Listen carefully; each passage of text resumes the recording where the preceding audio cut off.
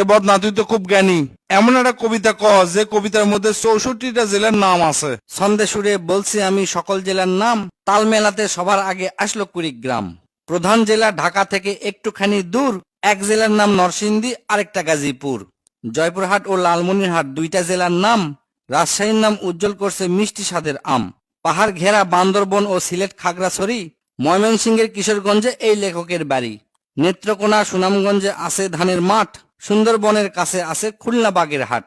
ভোলা এবং বরিশালে আছে অনেক নদী, পাবনায় আছে পাগলাগারদ, বগুড়ায় আছে দধি। পাশাপাশি দুইটা জেলা টাঙ্গাইল জামালপুর, আরো দুইটা জেলা হলো কুষ্টিয়া যশোর। মনের মতো একটা জেলার নাম তার মাগুরা, দন্তান্নতে নারায়ণগঞ্জ, নাটোর ও নওগাঁ। দন্তান্নতে আরো 4টি জেলা বলতে আমি পারি, নবাবগঞ্জ ও নোয়াখালী, নড়াইল, নীলফামারী।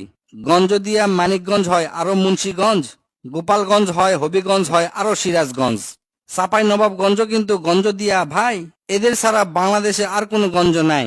রংপুর আর রাঙ্গামাটির নামটা রঙে রাঙা, নামের জন্য আরো সুন্দর চাঁদপুর চুয়াডাঙ্গা। কক্সবাজার নামের জেলা আছে সাগরও পারে, পঞ্চগড়টা পড়ছে বন্ধু দেশের এক কিনারে। ফেনী জেলার নামটা মাত্র 2টা অক্ষর দিয়া, সবচেয়ে বেশি অক্ষর লাগে লিখতে ব্রাহ্মণবাড়িয়া। 6টা অক্ষর লিখতে লাগে মৌলভীবাজার, এদিক থেকে শরীয়তপুর সমান তাহার। শেষের দিকে এসে দেখি বসছে পুরের মেলা, নামের শেষে পুর লাগানো অনেকগুলো জেলা। পুর দিয়ে ভাই শেরপুর আছে পিরোজপুর, মেহেরপুর ও মাদারীপুর, আরো দিনাজপুর।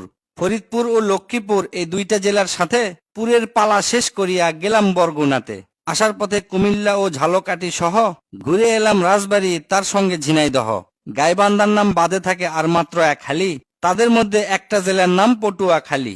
এখন শুধু বাকি আছে 3টা জেলার নাম, এদের মধ্যে একটা জায়গা হইল চট্টগ্রাম। সাতক্ষীরায় আর ঠাকুরগাঁয়ে হইল এই কবিতার শেষ। এদের নিয়েই গড়া আমার সোনার বাংলাদেশ।